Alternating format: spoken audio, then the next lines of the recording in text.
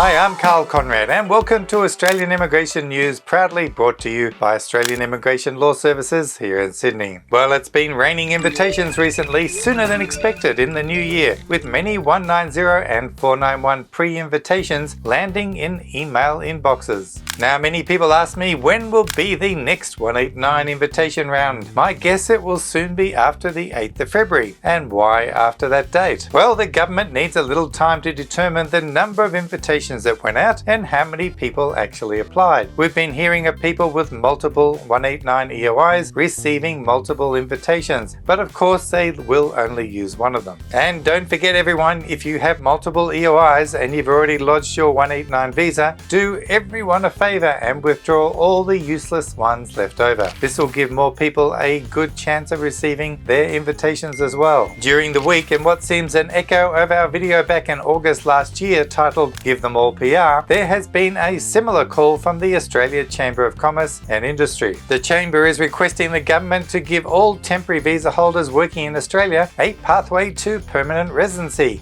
Yes. This report was picked up by the Financial Review to help push this viewpoint into the public arena. As far as we are concerned, this should be the number one priority for this government to work on. Australians need to remember that these temporary visa holders have been here for years already. No need to make space for them to live. They're already your neighbours, your workmates, your teammates and community members. Now, adding to the pressures to fix the backlogs in recent months, this week the Albanese government faced renewed media pressure from business groups that the country's skills crisis is getting worse and we should be turbocharging the migration intake. The 7 News report was quick to put the story to air as well. The government now under pressure to deliver a major immigration policy reform. It really has come to a point where this is a crisis.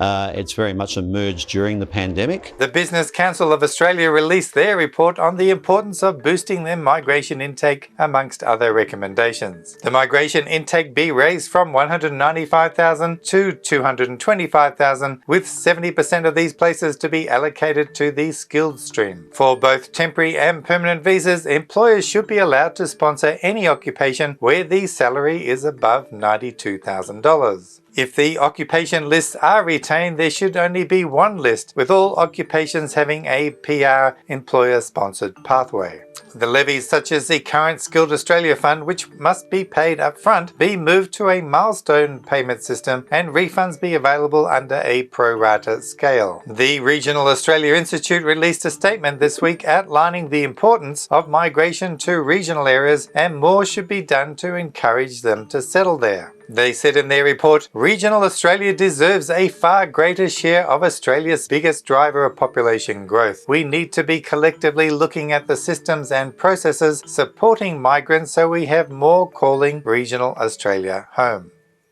Sky News was quick to jump onto this issue as well. The Regional Australia Institute is calling on the federal government to double the number of migrants settling in rural communities to help fill job shortages.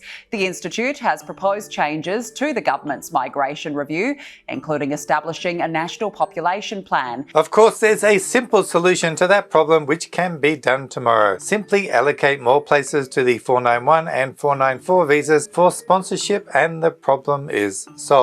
The Financial Review had their own story about how refugees are helping fill up regional Australia. The Community Refugee Integration and Settlement Pilot Program has helped settle refugees into regional areas. Clearly, there is a push to increase the number of refugees in regional areas where they have support from local communities. Well, in Australia, we have plenty of space and plenty of areas locals don't want to go and work and live in. So why not assist those who are willing to go? And to give Australia further incentive on accepting a greater number of migrants, some articles have highlighted that smaller population in Australia means a larger tax bill. If Australia can be convinced that having more people will reduce their tax burden, then no doubt this may sway many towards accepting a larger migrant intake. We will of course need to build more apartment and houses, for if we don't, many Australians will simply ask, where are we going to put them all? Of course, the Australian public is made up of so many many different groups, so it depends upon who you ask about what should be done about these skill shortages and migration. Yes, business groups are screaming the loudest, but we also have other opinions, such as the Financial Review highlighted this week, what pensioners may offer to the skills shortages solution. In New Zealand, pensioners make up a whopping 25% of the workforce, but in Australia, because of restrictive entitlement rules, it's only 3%.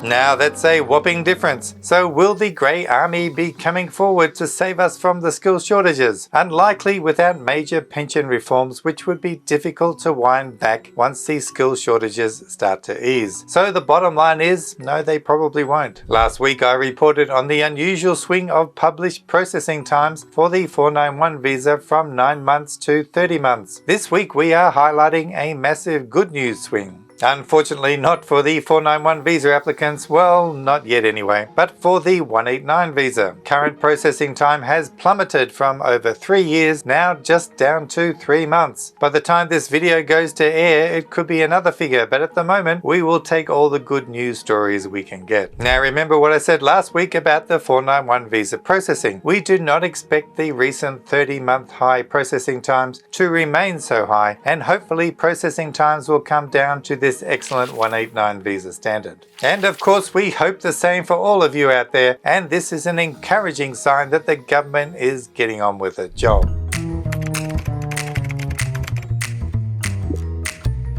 Now it's time for our reader's comment. Noel writes in and asks, "Hi Carl, will Australian immigration progress towards better performance in order to welcome more migrants? We are worried about the upcoming new changes." Noel, the government is already working hard to improve the processing performance dramatically, and the results are beginning to show. We are hoping that in the future fast visa processing will become the normal procedure, along with speedier review times as well, so fingers crossed. Well, that's all for another week of excitement in the world of Australian immigration. All of this posturing about who has the best idea for Australian migration policies makes for an exciting time indeed. It certainly beats a decade of the boring Liberal Party, that's for sure. On that wisdomatic outlook, take care out there, and I'll see you next time, so bye for now.